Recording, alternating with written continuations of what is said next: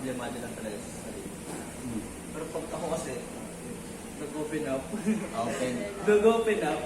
Para sa akin kasi, pag ganun kasi, nakikinig lang ako ng chill sa music, gusto ko mapag-isa. Tapos, ano lang, kasi gusto ko lang pumunta sa ano, mag-isa ka lang talaga. Itigil ka lang sa style, gagala-gala, that point. So, eto na lang. Bago natin, kasi marami na tayo nalaman. So, bago natin tapusin itong podcast na siguro magbigay tayo ng para sa inyo, ano yung mga way nyo para parang stable yung mental health awareness? Mental. Ano? Para mas stable siya, ganun. Like, ako kasi, ano ba? Ano yun ba? Yung, pwede, ako na lang muna para Sige, ako na lang. ikaw muna. Yun nga, sabi sa yun nga, yung sa music, physical pagsusolo. Tapos, nanonood lang ako, something, ng yung anime, movies, something. Tapos gusto ko mapag-isa. Tapos yung pag-isa ka lang, tapos muni-muni ba kung ba? Ito yung minsan kasi, may kasabihan kasi sa Japan ata, yun yung parang sa pag-nanonood ng anime, parang tumatakbo ka sa reality. Ganon, diba? Kasi, you parang, you put yourself into anime. Parang ganon. In point of view of every anime. So parang, mas yung iba, kakanood nila ng anime, parang, wini-wish lang nila, is sila yun. Parang more on that, this past few weeks, kasi maraming page tayo ginagawa. Marami natin, yung naging stress reliever ko lang doon. Nag-rewatch lang ako ng episode. Ganun. Ang pinanood ko lang isa na, that's one of them. You're like in April. Mas pardon masyado. Hindi, kasi, on that time, basta, ko na yun, yung nag-open up natin sa sarili. Pero, parang yung mga nangyari. Tapos, parang gusto ko lang makapag-isa. Tapos, parang may sinisisi ko rin sa sarili ko na parang may mali sa sarili. So, para sa akin naman, siguro para sa spend more time sa friends. Friends talaga. Kasi, mostly kasi may makaka-relate sa'yo. Kasi same age, plus yung iba ka same situation. Oo. Tapos, reason din is nililibang ko sa sarili ko into sports. Alam niyo ni Paolo, kasi basketball, volleyball. So, parang parang alam mo yung na-release ko yung stress ko through pagpagod ka or nalalabas mo yung parang pinagpapawisan. Kasi parang kasi sa akin na-release ko yung stress ko. Gano'n. Parang minsan na nga lang yan mangyari. Kaya, ulitin mo na. More on physical activity talaga ako. Tapos spend sa Sa akin naman kasi siya, dalawa siya. Isang negative, isang positive. Wala tayo sa negative. Nag-aalak ka? Oo, hindi. Matay ako sa meres ko. Negative ko. Yung ang dami ko ng trabaho, tapos ginagalihan ko pa siya, parang hindi ko maisip yung like mga negative. Parang same lang kay Coach, pero in work activity. Sa kanya kasi anime. Sa akin, sinadamihan ko talaga, ang dami ko ng kailangan ko. Kasi sinadamihan ko pa siya. Para wala na akong time, para pag-isip na nila. Kaso, aminado naman ako na negative talaga. Mas lalo ko na. Kasi parang na lang na okay din, marami kasi akong gagawin eh. Wala na akong iisip na iba. Yun na lang talaga yung gawain ko. Parang para sa'yo, pinuput yung pressure sa'yo. Oo. Kasi parang binabaliwala mo yung ibang problema. Tapos parang focus ka lang sa Matuon ka lang sa isa. Sa akin na. Then positive naman. Or self-love din. Self-care. Self-love. Grabe naman.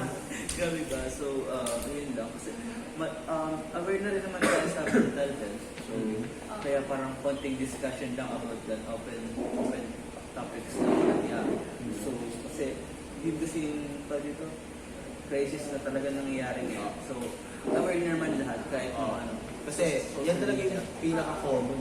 Kasi lahat talaga na-experience. So, sige. Bago tayo mag-end, may advice lang sana ko syempre para sa mga nanonood sa atin. Bibigay mo pala na advice yan. Syempre, kailangan ng advice, kailangan.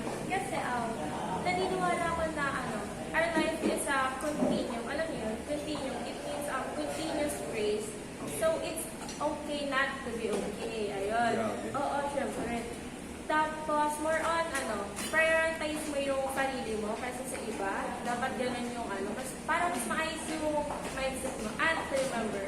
you're not alone. Hindi lang ikaw yung ano, kasi sa mga ganyan, akala nila parang sila lang yung nakaka-experience nun, yung gano'n. No. Lahat din naman tayo may gano'n. So, dapat mas tayo.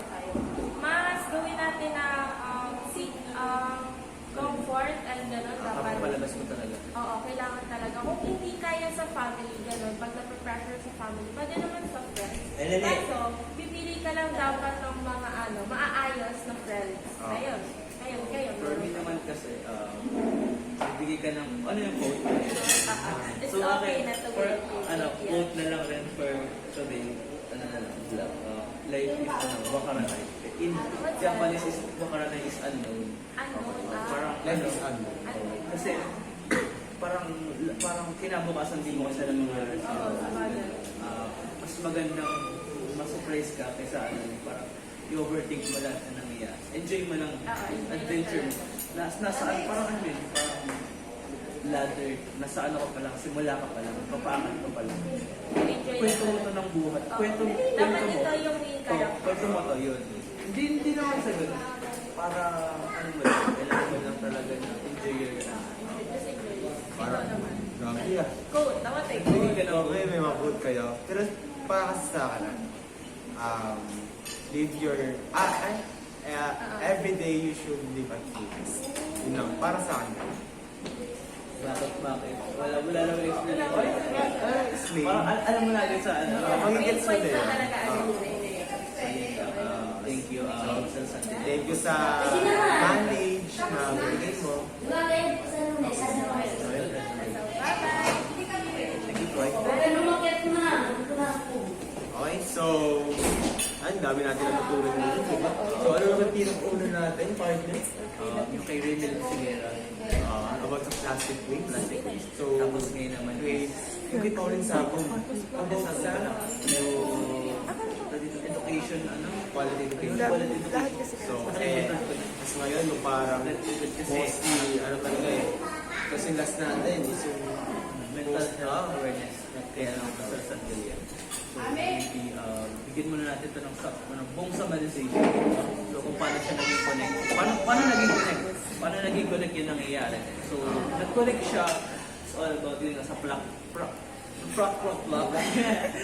plastic waste. Kasi nga, environment muna. Palit kasi ito ng palit. Environment waste siya muna. Kasi dun yung mga, parang dun talaga nakatulong. Tapos, papasok siya sa quality education. Kasi yung sa sinabi ko rin na about being responsible is from education. Kasi natututunan yun. Kasi parang sabi nila, mahirap gawin, madaling sabihin. So yun, being responsible. Kasi parang, alam mo yun, parang hindi ka mapag-aral na mahal kasi dahil sa environment. Tapos yun. Tapos sunod naman is parang naktumon ka na talaga ang sarili mo. Yun yung parang mental health para sa sarili. Yun yung sinabi ni Sir sa akin, yung general to specific. Yun.